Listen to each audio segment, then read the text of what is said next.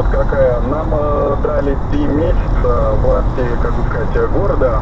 Но, знаете, мы вроде как за это время должны найти новые торговые места. Ну, знаете, срок достаточно узкий такой, как сказать, он небольшой. И только, всего прочего, жители, которые оставляли подпись за существование нашего рынка,